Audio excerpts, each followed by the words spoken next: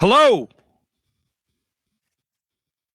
ladies and gentlemen, boys and girls. Welcome to episode 158B of Tales with TR, now available on YouTube. Let's get right into it. Folks, my next guest played over a decade of professional and international hockey in a glorious career that culminated in 2010 with an Olympic gold medal. This Canadian hockey legend is one of the most accomplished athletes ever in any sport at NCAA Mega School, Ohio State University. Currently, she covers hockey for the Sports Network, appears in the hit TV show Shoresy, and is also using her life experience and leadership expertise in her newest role of motherhood. She once battled on her blades and has been a spokesperson for many charitable organizations such as GLAAD and Breast Cancer Awareness. She is a big-time Buckeye, a gritty girl, a marvelous mom, a proud player, a cool Canadian. She put her hockey skates forth in Sudbury up north. She dangled, and was scouted to go. She helped her fate at Ohio State. Her legend grew in under 22. She was cut from the mix in 2006, but she came through again in 2010 when she starred at camp and became an Olympic champ. She swung and she swayed on Battle of the Blades. You know her name when she covers the game. I say name while Francois says mon nom. I say my name while Francois says mon nom. Ladies and gents, it's Tessa Bonhomme. How are you doing, Tessa? Good. Not just a pretty face, eh? Look at you. Well, you've got a very I could have kept going on and on and on. There's no lack of information out there about Tessa Bonhomme, and you've accomplished so much. Thanks for doing this today. My pleasure, man. I'm impressed you still have your voice after that Collective Soul concert. Oh, it was a lot of fun, and we went out with them till 4 a.m. Shut up, did you? Oh I had an inside track on where they were going. I said, screw it. You know what? And we happened to go down, and so JJ Wild was there, and she's from Toronto. She's awesome. She recorded at my husband, or she... before her tour, they would go there and rehearse at my husband's rehearsal space. Wow, really? Yeah, she's Eddie has a rehearsal space? Yeah. Like I didn't realize that. He's got a recording studio, rehearsal space, music school. We were talking briefly on Shores. I didn't realize you guys were married when I'd first met him because I hadn't met you yet. But okay, so this happened. So Jill came in, and it was either a bass player or guitarist. Forgive me for not knowing here. I think his name was Daniel, and he was quoting Shoresy. So, and these guys, Collective Soul kind of came in with them. So I kind of had an in. There was a door open. I said, screw it. I told them the story about knocking my teeth out with a hammer. We had a lot of fun, and we stayed there till 4 a.m. and shut the place down. I love it. Yeah, it was good. Anyway. Thanks for doing this. So a lot of people want to know, especially when I put out that you were coming on, there's a lot, especially in your lifetime, it's changed, but it's harder to track down a girl's progress, at least when you started. And I don't mean that as an insult. I mean, there just wasn't, it seems to come leaps and bounds every year. And, for me, I started watching female hockey in like 1990 or 91. Yep. And, you came when it was well established, but still before it grew to this level. So how did you start? And was hockey your main sport? I started when I was about 4 or 5, and it was because of daycare I went to. It was a home daycare, and it was majority boys there. So it was my sister, myself, and the daycare lady's daughter who went there. So everybody was playing street hockey. So, I mean, I lived with my sister. I was tired of playing with her. So I picked up a stick and played and loved it. And her husband actually, her then husband coached an outdoor hockey team, which is, I mean, I'm sure you played outdoor hockey. So he coached an outdoor hockey team. And when my parents picked us up one day, she asked my mom and my dad if, they were willing to put me on her husband's hockey team because she saw how much I loved it. And as much as, so my dad's side of the family is very, he's a scout, isn't he? Yeah, man, he scouted for like years. Yeah. I heard his name before I heard your name. And this is surprising. I think your mom supported you more, no? At the beginning? Yeah, right off the hop. My dad played at Clarkson University. Okay. He scouted. He coached Cambrian College to a national championship. He's just a hockey guy. And so you figured if someone said, hey, does your daughter want to play? She seems to like it. He'd be like, hell yeah, she is. Meanwhile, the car ride home, my dad was like, nah, no daughter of mine's playing hockey. My mom was like, she wants to play. She's playing. So she went across the street. We had the Laurens were their last name, Laurens. And their son Chad was about a year or two older than me. And she went over and was like, does he have any old gear? So my daughter can try, playing. And they lent me some Cooperalls, which were sweet. I already had skates. My dad was teaching us how to skate. That was great. But then when my mom was kind of like, no, she's going to play, my dad was like, all right, let's get her out there and we'll see. And when you say you had skates, I know you ended up doing Battle of the Blades. I have no idea of your accomplishments before that. When it comes to skating, I'm guessing you didn't get figure skates, but I could be wrong. No, I have one picture of me in figure skates, and that's about it. My Grammy, my dad's mom, was an avid figure skater. She loved figure skating. She was a big fan of Kurt Browning. And for that reason, I was a big fan of figure skating as well. I just didn't care to wear the figure skates at all. And I remember she used to babysit us all the time before my dance classes. And I went to her house after school one day, and she's like, here, you want to wear black skates? Here's a pair of black skates. She went and bought me a pair of black figure skates. God, this is pivotal. Just imagine those little things that you weren't thinking then. You're like 3 years old.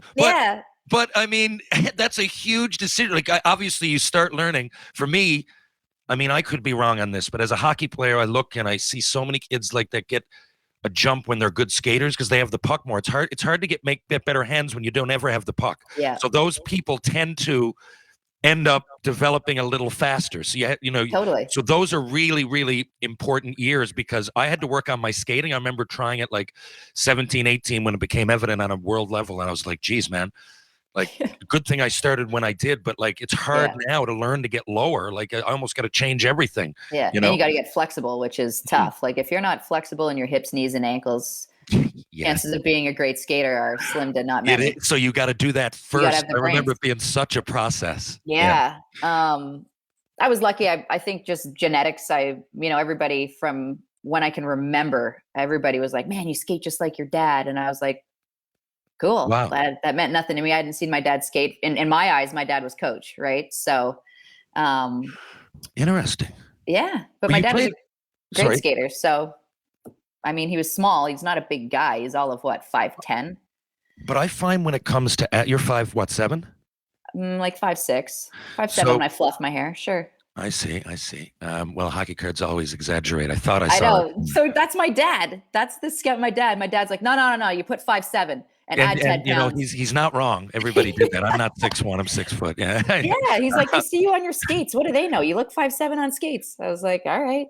So, but you know what I find? Because you played a lot of sports, right? You were a real good basketball player. I know soccer. I think don't you find a lot of athletes that play a lot of sports have a good center of gravity? I find, So I think what scares me in single sport training is like, for instance, let's look at the best athletes in the world. So Steph Curry, for instance, guy could be a pro golfer if he wanted. Yeah.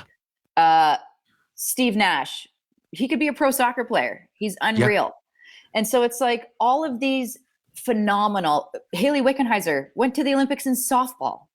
And hockey. I know that's still so that's like they Bo feed Jackson into each other. It's like the old cross training thing. It's true. You're forcing your body to train in a different way, and I think that only makes you stronger, more flexible, and more versatile. And I mean, I can't tell you how many times, in playing hockey, that my soccer skills came into play. Yeah. And that's the second hockey season was over, I threw my skates and my hockey gear in the back room, and it was like soccer with soccer all summer until August rolled around. Then I'd go to like 1 or 2 hockey camps just to get the legs and the hands back. And then, hockey season started and off I went, and gone with soccer. But yes, I think that makes you all around, like 360, a stronger athlete. No, for sure. I would do the same thing. I identify with what you're saying. Yeah. And I didn't want to get sick of either. I didn't bring my soccer cleats out in December, and I didn't bring my skates out in July. And that's it. You keep it fresh and fun, man. Yeah. Like when it's fun and fresh like that, you're eager to learn and you're eager to go to practice, as opposed to like, well, off we go again.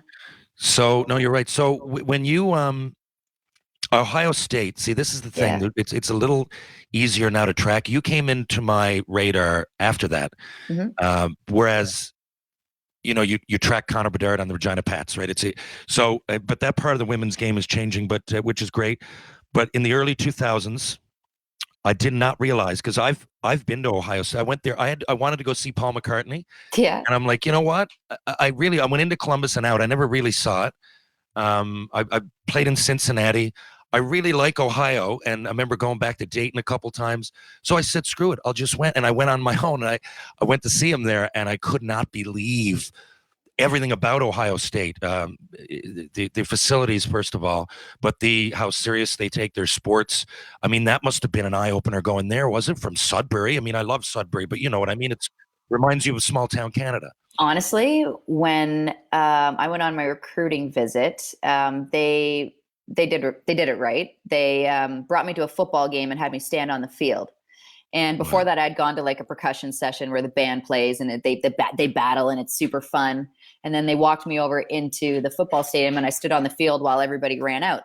And as we were walking from the battle of the bands over to the stadium, um, we walked through a bunch of the tailgating stuff, and I was like, "How many people come here and tailgate?" And my coach was like, "Well, when the game's on, there's usually about 30,000 people outside of the game Yeah. tailgating, watching it here, and then Wow. inside it's about 105,000 people." And I was like, "So that's like 145,000. That's the size of my city." And Yeah. I remember I was standing on the field looking around. I'm like, "This is all of Sudbury right here. This is the coolest freaking thing." And it was like an adrenaline rush, and the guys went out, and the marching band was so badass. And I was like, whoa, like this is serious. And then, the Columbus Blue Jackets were there. Rick Nash was playing there. And Wow. it Yeah. was crazy because, our football players couldn't go to a bar. Everybody knew who they were. And Rick Nash would come out and party with us, and no one would blink an eye at the guy. And I Wow. was like, Wow. Wow. Wow. Wow. this is crazy. This university literally runs this state. Yeah. And, you see it everywhere. And I remember I went to my first under 22 competition in Germany, and I had my Ohio State bag. And I was waiting in line to check my bag to leave. And a gentleman came up to me and he was like, "OH?" And I'm like, "IO." And he was like, "Hey, my name's Dr. Greg." I forget his last name. He shook my hand. He handed me his card. He's like, I'm an alumni. I'm a fellow Buckeye. I live here in Germany. I'm one of the top cardiac surgeons in the world. If anybody, you or your family need anything, by all means, reach out." And I was like, I'm in Germany right now. Like, how is this even a thing? And I remember, like, that's the power of Ohio State. Like, Yeah. we're massive, and we love everyone that goes there loves your school so much. And we all just want to be, um, interconnected and to meet one another. Everywhere I go, I meet a Buckeye. No matter what city you're in, you run into somebody that's from Ohio State. And I was like, this is cool. This is more than just getting a degree right now. This is like the best kind of networking I could ever have. Yeah. Yeah. Yeah, man. Especially what you're doing. And so, did you enjoy the city, Columbus? Yeah. I mean, it's like I said, it's a college town. So, like dollar beer, dollar bombs were going on all the time. And coming from Canada, I remember being like, a beer is $1 here, and I could buy a case of Natty Light for $9, a Yeah. case of Bud Light for, $11.99. This is Natty Lights. That's insane. where we went with it. Natty Yeah, Lights all the Natty time. Lights all day. 24. Always have Gross have beer, the. man, but God, they go down easy. And Yeah. then I remember so funny. My dad came out to the bar with us one night, and he bought everyone a drink, and he was buying everybody shots, and he was so pumped. And he asked the bartender for the itemized receipt so that he could take the receipt back to his friends and show them how much he bought for how little. He was like, "This is insane. I love this." I'm like, It is. uh, That gets me too. I was similar in Boise, Idaho, but I remember it being with the Natty Lights, and we just took advantage of that situation. But I remember a yeah. couple times going back. So I don't know how your team did. You went there. I know how you did. Really, you're one of the most successful players to ever play there. But did you guys win at all? So we, when And I sorry, went what there, is winning? Because I don't understand the. It's hard for me to even follow on the men's side, and that. it's all good. So I know So that you guys compete. Is it the same NCAA setup? And if so, yes. How far did you guys go? Sorry, go ahead. our division is the WCHA, the Western Conference. Yeah. So we play like the Minnesotas, we play Wisconsin, we play like Bemidji, all those schools. So our league is and I'm not being biased here, we have the toughest league. There's at any given time, there are 4 or 5 of the teams in our division in the top 10 in the NCAA. Thought so. Okay. And so you're playing a top 10 team twice in one weekend, and it's probably every weekend until you run into Mankato or a Bemidji. And so when I went there, I wanted to go to a school that wasn't already established. I didn't want to go to a school that, okay, yeah, you're a good kid, but a good player, but you'll be playing in year 2 or year 3 on the top line on the power play. I wanted to go somewhere and make an immediate impact and help bring in recruits. And, in saying that, I feel like the 5 other ladies that were a part of my class were equally as driven and had the same mindset as I did. Like, I remember when I committed thinking, why would anybody visit here and pick anywhere else? This is insane. We have the greatest recruiting tool ever. Who gives a shit about the hockey? The hockey will come. Look at what you're getting in this school. And so that's where any recruit that came in, I told my coach at the time, Jackie Bardo, I was like, give him to one of us. Like, we got this. And so we were probably a bottom 4 team in the WCHA, never cracking the top 10 in the NCAA until my junior year. We cracked the top 10. We were at 8 at one point. We ended up finishing the season top 9, so we didn't make the play-in. But we brought the program. I want to say we made it. We built that base on top of the base that the original group had to bring it to that next level. We brought in Laura McIntosh, Natalie Spooner. We had a great goalie in Cassidy Sauve, who also trained with the Canadian team. Then we had Andrea Brandley, who plays for the Swiss team. And then, now the past 3 years, the team's been to the NCAA final every time, and they got 1 national championship under their belt. So, and what's crazy is the coach, Nadine Muzeral, she is, look, I think I'm competitive. She's wildly competitive, and losing is not an option. But she's not like a drill sergeant in a sense. She's like, she empowers the ladies. So she'll be like, okay, here's our choices. We have choice A or choice B. I'm going to let you guys decide it though. Go in, talk to the team, the leadership group, go talk to the team, and you guys decide, come back to me and let me know what you say. They'll go back and talk to her, and they make decision. We're here to win. We want to do this. Sweet. Dry season. Let's go for it. And so she's not overpowering, but when they lost this year to Wisconsin, I had texted her. I was like, "Duh, man, tough go. You guys were looking so good." And then it came out that the next day that we had signed Kayla Barnes, who is a top defenseman on the U.S. national team, and Hannah Bilka, who is a young stud on the U.S. national team, to our team. She was like, "I didn't respond to you right away because when we lost, all the coaches sat there, looked at each other. We opened our laptops and we jumped into the transfer portal, and we're like, okay, we're never losing again. Who are we getting?" And they called them that day. I was like, that's awesome. Like that's what we wanted Ohio State to be, and that's what it is right now. So not only do we have the wicked school, now we got a killer team, and it's like so fun to go back on alumni weekends. I remember the first time I brought my husband Ed and a couple of his friends, and they were like, "This is so crazy." I have one of my best friends, Erin, came down, and I let her wear my Letterman jacket because she was cold. And she's about 6'2", blonde, bombshell. And everyone thought she was a part of the volleyball team. And people were like, "Yeah, how you doing?" Like high-fiving her, "Welcome back, happy alumni weekend." And she was like, "I love this place." She's like, "You're never getting your jacket back." I'm like, No, I am, but you're welcome to come back anytime. So previously she was a Michigan fan, a Spartan fan, not a Wolverine. But I've brought her back to the proper side of the tracks on that one. But anyways, the school itself is awesome, and now our team's killing it. So it's just wicked to see. That's great news. And God, I have to move on, but I have to ask you a couple more questions about that.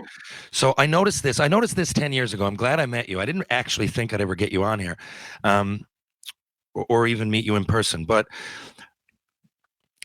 there's 2 things. I noticed that while you were at college, you had a lot of penalty minutes. Like you had a lot of penalty minutes like Milan Lucic. I like you had more than 2 a game some of those years. Okay. Then you go in international and you're cool a lot of the time. So, because there's clearly a difference. So I wanted to know, because you just said toughness in that division. What was it a result of? Like, I played in the Western League in the 90s. It was really like, it was tough in relative to everything else. right? Yeah. Whereas if guys went to the World Junior, they probably wouldn't get the same kind of physicality, let alone penalty minutes. Was that the case, or was it you being so competitive, going, okay, I can afford to do it in this game, but God, we're playing the U.S. in the final here. I can't take a bad penalty, or was it just completely subconscious, two different games going on? So 2 different games. With Ohio State, my coach gave me the green light, and she was just like, You had a lot of penalty minutes. Like I was like, yeah. Well, I had a mouth to go with it too, so I often didn't help myself. And so sometimes I feel like the refs were picking on me a little bit, but I probably deserved it. Outside of that, I mean, I was on in every situation, right? Penalty kill, power play, 5-on-5, the last 5 minutes of the game, starting the game. So if you look at time on ice, I was probably playing half the game every game. So, and I was hyper competitive, and we were playing those good teams, and we were bottom 4 when I started. So I was just making my presence known, like F you. Yeah. Like for instance, Natalie Darwitz, I remember we were playing Minnesota. She had been out for about half a month, I want to say, with an elbow injury. And the first game she came back, I told my winger, I'm like, line up as defenseman. I'm going to line up next to her. She had got kicked out of the dot, out of the face-off draw. Yeah. So I lined up next to her, and before the puck even dropped, I just gave her a cross check as hard as I could right on the elbow. And she kind of looked at me like, who the hell are you, kind of thing. Do you know what I mean? And like, truly, who the hell was I? Like, she's up here. I was just like, no one knew who the hell I was, but it was just like, you're in my house right now. You're playing in the dirty old OSU ice rink, and you're not just going to be floating around here like you want to, kind of thing. And I really didn't give a rat's ass what she thought about me, but that was my intention in the first 2 years when I was at Ohio State. And I wanted all my other teammates to see, like, I'm a rookie and I'm doing this and I'm standing up for, the jersey we're wearing and where we're playing. And you guys got to follow suit here. Like, just because they're good doesn't mean they deserve the ice. Like, make them work for it. So I think that caused the refs not to like me because I was picking on the star players. Now, as far as Canada goes, I was maybe getting half the ice that I would at university. I wasn't on the top power play. I was killing penalties, but definitely less ice time. But the coach that we had, Melody Davidson, was tough love. So it was like you take a bad penalty and it just took one look and you're like, cool, I'll be the grocery stick for the rest of the period. Was Melanie, I love that. I love that you guys have the same terms. So Melanie, was she the coach in 2006? I know there was a bit of a hiccup and you didn't end up making that team. I think there was 29 or 28 people invited. Yeah. Around high 20s, and you weren't one of them that made it. Now, you must have used that for motivation. You're also younger and you get better. There's a lot of reasons that 2010 happens. Yeah. But who was coaching in 2006? Yeah, it was the same. It was the same. Melody. Yeah, Melody Davidson. Mel Davidson was the head coach. And look, I was so young and dumb. Like, I'm sure you think back and you were like, what the hell was I doing? Like, but Mel Davidson played too, didn't she? Like, not at a high level. Laura Schuler, who ended up being the coach after Melody Davidson and after Dan Church, played quite a bit. But my bad. Okay, go ahead. Sorry. Yeah, that's all right. I cut you off. Yeah, that's all right. It's okay. She was the coach in 06, and she brought me in as a young kid, and I was like 18, 19.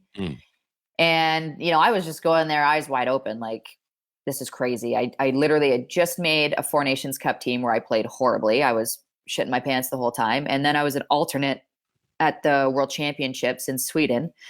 And then I was centralized, and I went to like a month-long boot camp where they beat the crap out of us for a month straight. And then it was like, all right, now we're training for the Olympics. And it's like, what's happening to me? I'm 19 years old. I barely know how to cool down, let alone warm up, because I'm so young. I just throw my skates on and I go on the ice and I whirl around. I'm lifting heavy. I'm gaining weight. I'm getting stronger.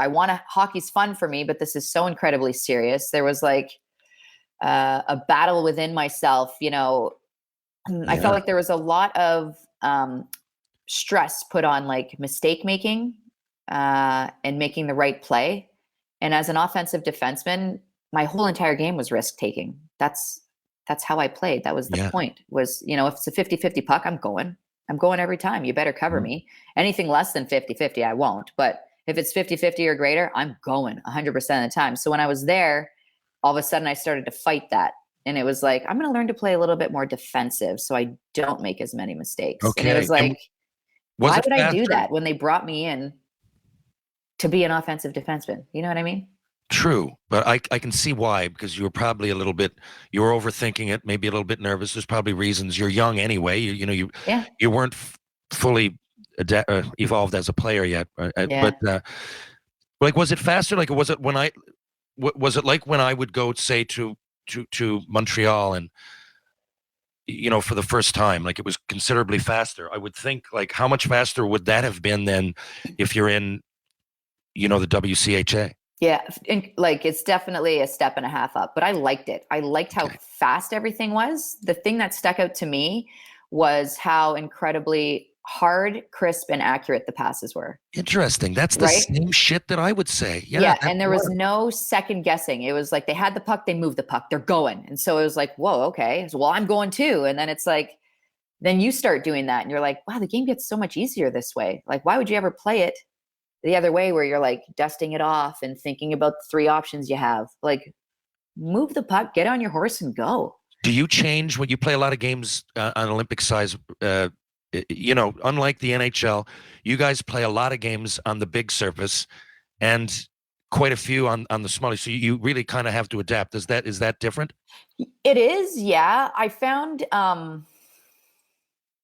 you pick your spots, but I felt like I was a good enough skater and a chippy enough player that I knew not to get myself in trouble in certain situations. So, like they always say with international hockey, you play within the dots, right? Which is such Mhm. boring hockey.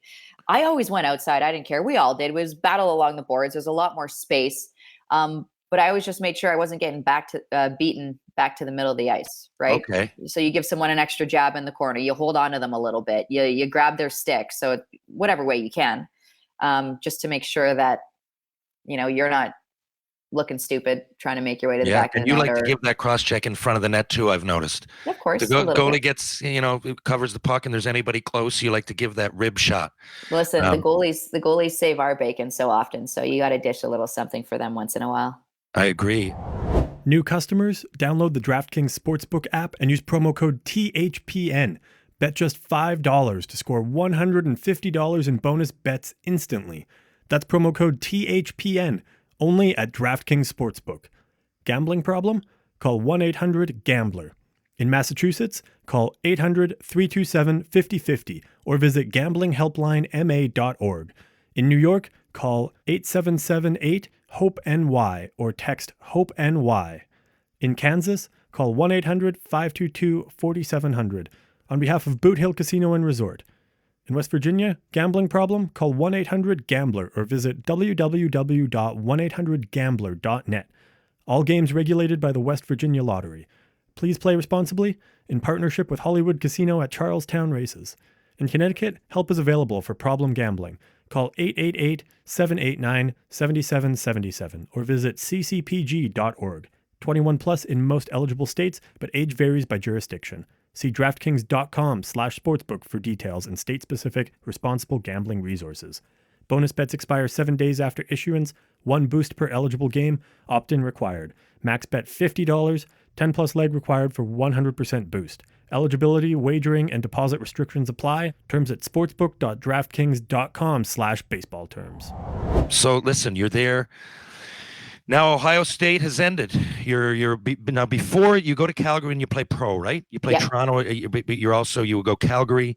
You're playing pro. Is that now all of a sudden? Was that the breeding ground for 2010? Like when did camp come for 2010? And when did you realize you were on the team? So when I graduated from Ohio State, I was like, you know what? I didn't make '06, and Ohio State was known as a party school, and for all it was, and we did party a lot. We had a ton of fun.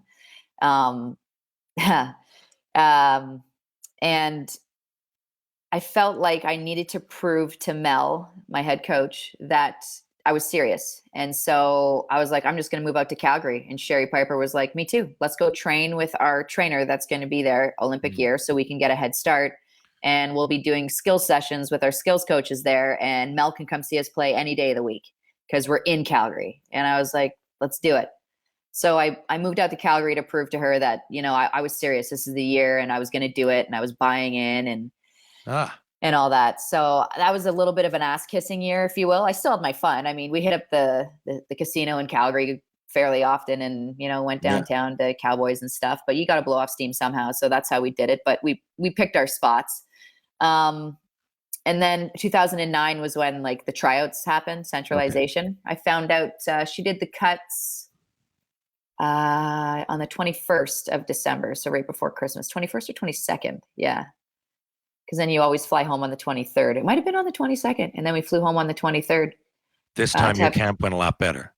Yeah, way better. And you're more confident. You know the girls. You're a little bit older. Yeah. You are settled down somewhat from Ohio. I can see how that would have been more comfortable. You know what made a world of a difference was when I was trying out in 06, I was trying to, fight my way on the team. And as a defenseman, I think it really matters who your D partner is if you guys complement each other. And I didn't have a set D partner that year.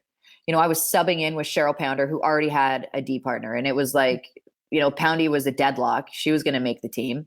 And I'm just this young kid that's subbing in once in a blue moon just to give someone else a rest. And I, in 2010, the years even between that and leading up to 2010, I had asked Mel if I could play with Carla McLeod because her game really complemented mine. She was chill like I was. We weren't, we were serious, but like we had fun on the bench. Like we'd be joking about people in the stands and, about Mel. I remember one time Mel was on the Jumbotron and she had her serious face. And I tapped Carla and Carla grabs her stick and all you see on the Jumbotron is Carla's stick come in and start waving in front of Mel's face. And we're dying. And then, Mel looks down the bench and kind of gives us the F off look. And we're like, oh, sorry. So we missed a shift there, but that's where her and I complimented each other very well. And because of that, I felt like I played more free and more comfortable. Yeah, I totally identify with what you're saying. Crazy, man. Yeah. How much it makes a difference because then it's less thinking, it's more doing, Yeah. And after 2010, Carla was like, I'm going to retire. I'm like, don't, like my career is going to be over. Don't do it. And then another young kid came up who you would like the way she plays, Jocelyn LaRock. I know. And she played like Carla. And I was like, I want to play with her. And I thought as a vet, I would have a pick. But the coaches changed, and that guy wasn't a big fan of me. And so I basically didn't get my D partner. I was thrown back to like 7th D and really had to work for anything that I wanted, which you should have to anyways. But even just a sniff of anything. And then, I just retired in 2013. I was like, this is enough. I've had my fun. I got my gold medal. That's all I need. Who needs two? I mean, you got one. Give someone else a chance. Speaking of that, I like that attitude. And you look, there's nothing wrong with saying you accomplished a lot early. I mean, and you did, and through hard work and a lot of other things, but you really had. So I can see why you made your decision. And it's not like you took yourself right out of the game completely, and with all those world championships and 4 Nations Cups and representing your country all those times. And I know there's wins and a world championship feel great. You're the best in the world, but fucking Olympics. Yeah. I remember you telling a story about being in Vancouver. You were quite a ways from what was happening. And I believe maybe there was it Bilodeau? Alex Bilodeau, maybe? Yeah. So he gets a goal. He wins Canada's first gold at the Olympics. Okay, and you could hear the people cheer, right? Am I wrong with that? I've heard you tell this story somewhere. Yeah, so where they had the Athletes Village was on the other side of the water, downtown. If we looked out of our patio, we could see downtown. We could see the dome. We could see the downtown buildings, and we were on the other side. And so it was Vancouver. It was basically like spring when the Olympics were going on there. So we had our patio door open, and we're all hanging out in our common area watching. And Jen Heil had just gotten the silver the day before, I believe. And we truly thought that she was going to be the one. She wasn't. So we're watching Bilodeau. We're like, all right, like, is this guy going to pull it off? Yeah. And he did. And when he did, we were all like about to cheer. And all of a sudden across the way, fireworks go off on the dome, and we could hear downtown I'm getting goosebumps talking about it. The entire downtown erupted. Like we didn't even have to cheer. It was like bellowing in through our patio door. And we were like, holy shit. And in that moment, we all kind of looked at each other and we're like, okay, we got to be like, there's work to do here. Like we got to win for those people. That was my question. Yeah. I heard you. I think you might have told a story in Moncton when we were there a few weeks ago, but That was my question. Like when you heard that, it's one thing to be Canadian and love it, but the realization must have come It's like, fuck, we're going to be in this position, and all those people are going to be looking at like. For me, I don't mean that in a no, that's the expectation. Way. I mean, that's good at nervous anxiety, right? That was it. It was cool because it was like, you know, as in women's hockey, you know, in a non-Olympic year, sometimes with the World Championships isn't in Canada, people don't really know that it's going on because we're playing at off times and our games get aired different times or whatever. And I feel like people truly used to only buy into women's hockey every 4 years. And so Vancouver was that year, and we finally had everyone's attention. And it was a year when Canada was just like, hell yeah, we're Canada. And it was like, we had this bravado about us and a little bit of swagger, if you will. And so then it was like, okay, we've got everyone's attention. Let's get to work here. Let's get the job done. And the thing is like that year, the Americans had a good team. They had a good team. But there was no way they were beating us. The only way we were losing. So determined. The only way we were losing truly is if we beat ourselves. That is it. The three goalies we had, and this is no knock on their goalies because they did have good goaltenders. Jesse Vetter was unbelievable, but our three goalies were better than their starting goalie. So we could have Yahtzeed whoever we wanted to start in net, and we would have won. And that's not taking away from Shannon Zabados's performance, because my God, did she ever stand on her head for us? Yeah. We killed off a 5-on-3 late in that game. But like our team was good. And that was the sentiment. Like, you guys aren't beating us. This is on us. Like, if we do what we're doing, we're winning. What a feeling. I just can't imagine. I mean, the whole country's gripped. The whole world is watching. I mean, it's not always the case. And the coolest part was after warm-ups, we went off and then we were walking up to go on for the start of the game, obviously. Yeah. And so we're all lined up waiting to go out. And all of a sudden they started playing I Got a Feeling. And we all kind of were like, yeah, that's the feeling. Like, you got a feeling. You literally got a feeling. Now, yeah. So, I mean, the win must have been, I wouldn't know, stuff like that you can't put into words, okay? But I know that you play the game. Wasn't there 2 or 3 girls on the team that weren't old enough to drink in Vancouver? Weren't they 17 or 18? Right? That was Poulin. She was literally she had a goal or two. She was turning 19 like the next day. And she's legal in her own province. But like, let's get real for a second. If your 18-year-old daughter scored the only 2 goals in an Olympic final to capture gold on home soil. She had both. I knew she had on home soil. That is 20 times as hard as just winning gold anywhere else. Are you not going to hand the kid a beer? I mean, I would, but I mean, imagine if there's one time to do it. I don't know if didn't you get a slap on the wrist for smoking a cigar or something? But they wanted to kick us out of Athletes Village. Yeah. That's how mad they were. Because we were smoking in an Olympic venue. So did you guys buy the cigars before the game and have them on hand? So this is another story. My sister, she called a cigar shop prior to the gold medal game and was like, it came from you yourself.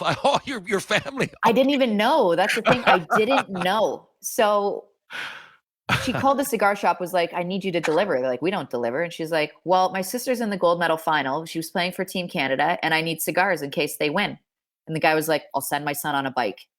And so she's like, I don't want big fat ones. I want skinny, longer ones that are nice, that are tasty. So she drops a ton of cash on these fancy cigars, which, by the way, after the gold medal final, the Cigar Aficionado magazine has us as their, you open the page and there we are. They're like, these ladies picked a fantastic cigar to celebrate with. I was like, anyways.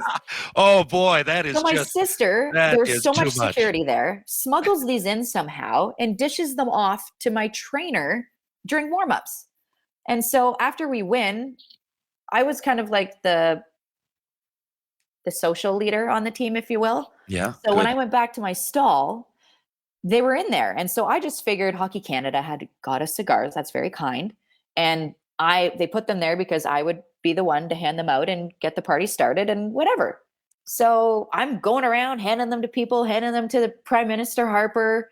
He's teaching me how to cut and light them because I'd never smoked a cigar before that. I mean, and And then we're like, we got to go out on the ice with the Lucky Looney. It was a tradition that they started in '02, and we're not breaking it. So we went back out on the ice with our big bottles of beer and our cigars, and we were just skating around enjoying our moment.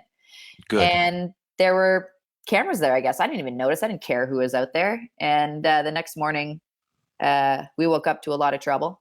And poor Wick and poor Pooh had to go talk to media and apologize for something we weren't sorry for. And yeah, I don't know. The thing is like, as much as like that was a blip in the radar, those pictures are glorious and they were everywhere. And the greatest thing is usually after we won, right the next day it would be like, all right, the men's hockey team is up next, and can they do it? Can Canada double down on gold? But because of that controversy and those wicked pictures, we were in the paper every day. We were front page leading up to the men's final. My friend was living in London, my friend Katie, and she was like, is there a reason why you're on the front page of the London Times smoking a cigar with shutter shades on? Such a great decision to get those fucking cigars. I know, right? That was my sister and my cousin Ryan. And my cousin Ryan was working for Vanoc up at the bobsleigh track. And he had swapped shifts with someone and basically almost worked 24 hours straight, hitchhiked down to Vancouver because he got a ticket and sat next to an older woman and watched my game solo.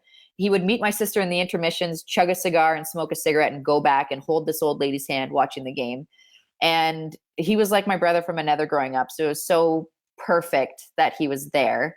Anyways, and then, so after it all happened, my sister called me the next morning and she's like, am I in trouble? And I'm like, why would you be in trouble?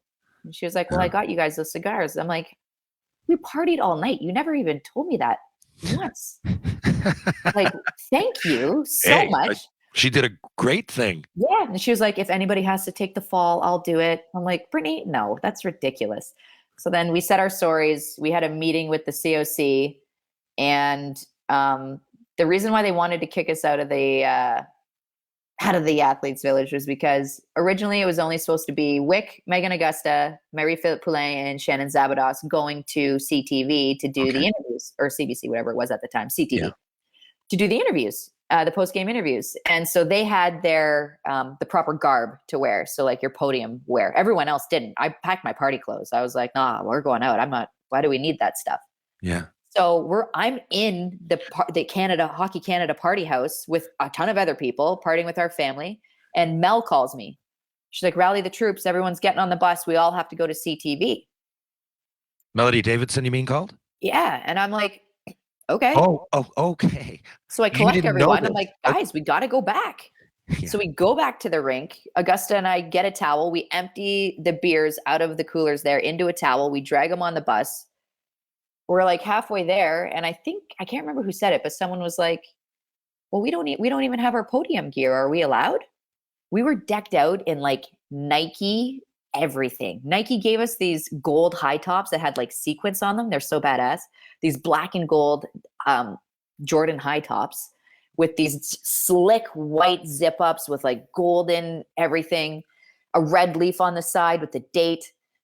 We look sharp. And so we go on air, which is a Hudson's Bay area spattered in Nike, and the shiniest, most standout stuff.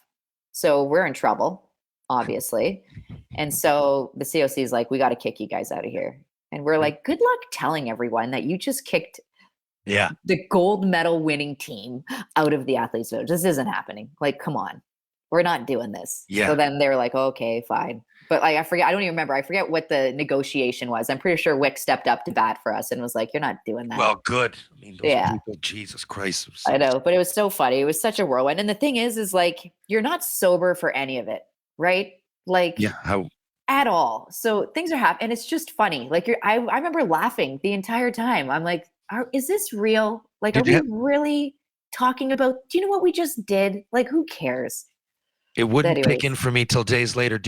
Were you wearing the medal the whole time? I'd worry about losing it. I took it off when I showered. Good. Yeah. Because I know myself, and I would, like, I go out even sometimes and I leave, like my tooth, for example, sometimes Honestly, like if I had a medal like that, I just know it, and I would be the type that go to the bar and yeah, sure, you can have a look at it, and then oh God, what God. happened? So Yeah. I'm glad you had the foresight. What do you do with it now?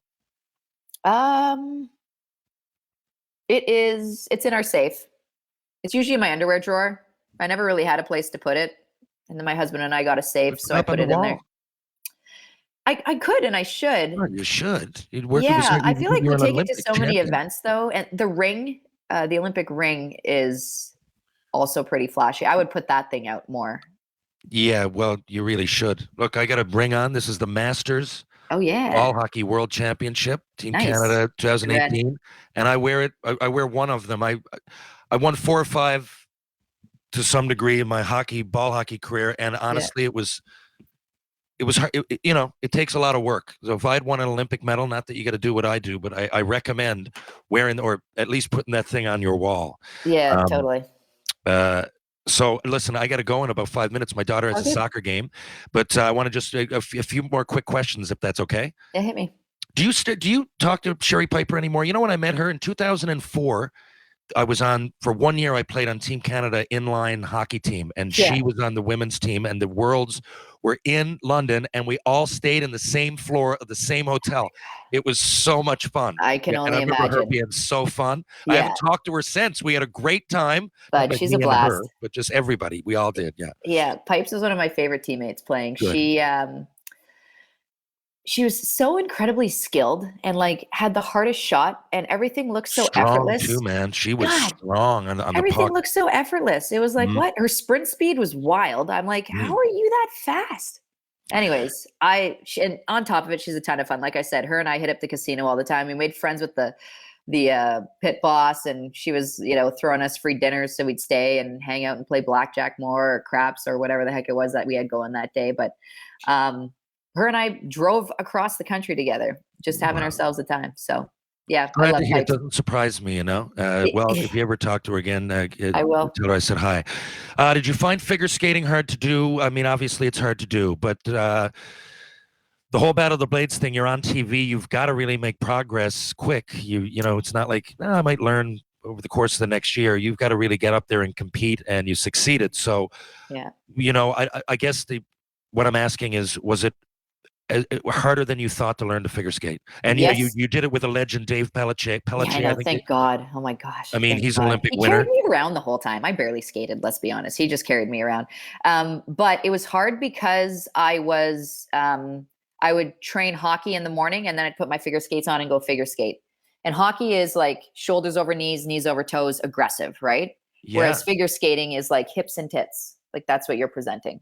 and, So and you're spinning, and he's spinning you around like, and you're he at broke 5'7". You're not big. I'm not, but I'm saying no, but I'm big some of those compared. successful ones are 4'11". So If like, that. yeah. And I was So, a $140. I was at my playing weight. Like I was probably a $135 then because I probably didn't put on weight for him, or I probably Jesus. lost it because I was training so much. He's incredible. He's the strongest man pound for pound that you'll ever meet in your entire life. Huh. That guy. Oh, He could I lift was you going to ask you one-handed that. over his head. It's unreal. Yeah. But he would spin me. The first time he spun me fast, he broke blood vessels under my eyes. And so if you ever watch any of our routines, all of our spins, the element was done at the end, right at the end. Yeah, and often you like give him a hug. I'm wondering, are you doing that for Yeah. balance? Because I would Yes. be. That's Okay. it. I mean, He you would have hug, to- but you know what I'm saying. A couple times it Nothing. looked like you were No. like, okay, I need just a few seconds here. Done. And that was Okay. it. That was our plan. Every time you have to hold me up, and we would pretend he'd be talking to me. That was awesome. Good job. Let me know when you're ready. Are you okay? Can I let you go? Do you want me to put my arm, like, do you want to do arm or over arm, or do you want to hold hand skating up? Like, it would be like a plan. Like, are you like, or sometimes it'd be like, are you going to barf? And it was like, I want to, but like, and we'd be Yeah, standing I at the think judge, that's and where the I would be. judges would be doing this because I was still, he probably concussed me. Like, I don't know how you can spin like that and be okay. You know? No, I can't either, honestly. And just knowing that you're a hockey player doing it, like, so, I'm looking at it going, okay, like you learned like I did, Yeah. and I would be very uncomfortable So doing that. uncomfortable. Oh, yeah. Incredibly uncomfortable. Even bending in those positions. Not that you're Yeah. not flexible, but those people train for it their whole lives. And, And then they have like, so one of the things they call it a Detroiter. where he's like, all right, so you're going to stand in front of me and then you're going to jump and I'm going to pick you up. I'm like, okay, how? And he's like, well, I'm going to grab you by your neck. I'm like, okay. And he's like, and I'm going to basically grab you by your crotch and like pick you up and then spin you one hand holding onto your crotch. I'm like, really? is this normal? Like, this is what you guys do? Like, do you need my okay to do this? Or are you telling me I have to do this? You know? Oh God, it's just so much training. We got a puck, so it never even practice doesn't feel like practice. Exactly. It's like, and then it's like you can't forget anything. Everything's got to be on time. You always have to smile no matter what. When like in hockey, you mess up a little bit, you're like you can like get back into it. There, you have to smile even bigger, and it's like it's an incredibly hard sport. And I will say pairs figure skating, which is what we did in Battle of the Blades, should be categorized as an extreme sport. That is an extreme sport. Like the women that are in that sport are crazy. They're crazy what they do. The way the guys toss them, they're spinning. I'm like, you know what? Kudos to the dudes. You're strong, whatever, you can do that. But it's an extreme sport for the women. They're on a level. Trust me. I've gone back and I watched that often when it was on the go, just because of that curiosity, how hockey players would deal with it. You should get on it if it comes back, man. You'd be perfect. If it did, I would try it out. Yeah. Just finished. There's my dad. That's the cue to go. Hi, Dad. We're heading out. We're heading out to San Francisco for the Labor Day weekend show. Tessa Bonhomme. How you doing? Hi, how you doing? Not too bad. Y'all vote me? We're on. No, Yeah. we're on the air. Don't. He doesn't want to. Okay, I got him up some magazines. Well, in other words, he played in the WHA. He played the game. I know that's what's coming next. Yeah, I know that's what's coming next. Okay. Nice. Bonus, baby. How's the bonus, baby? Okay. Third round. 5 minutes, I'm gone. All right.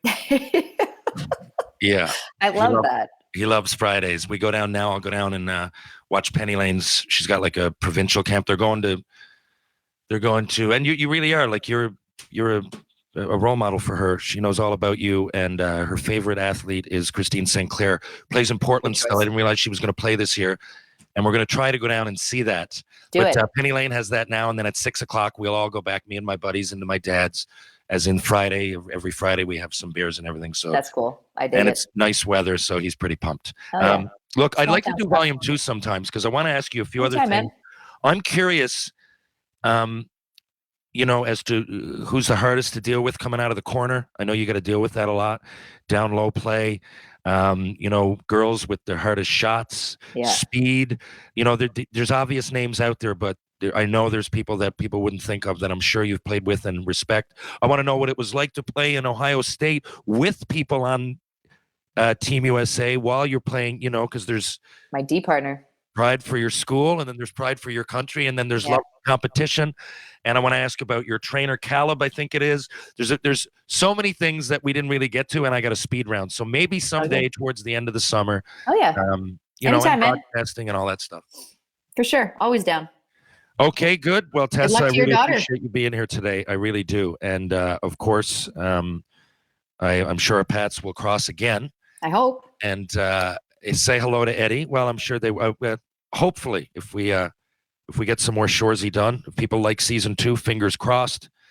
And but anyway, say hi to Eddie. And we'll have to let Kiso know to book my film dates when you're up, so I can take you out on the town and show you a thing or two. For sure. I didn't know till I was up there that you were from Sudbury. Yeah, man. So that's and I love that. I want to get into that. I love it. I think if I was there, I have a few ideas for downtown Sudbury. Right now, yesterday downtown St. John's is all pedestrian now. They just cut off all of it, all the vehicular traffic. So little coffee shops that never had a patio before, you just put them out. So it's all patios. It's like the market in Ottawa now.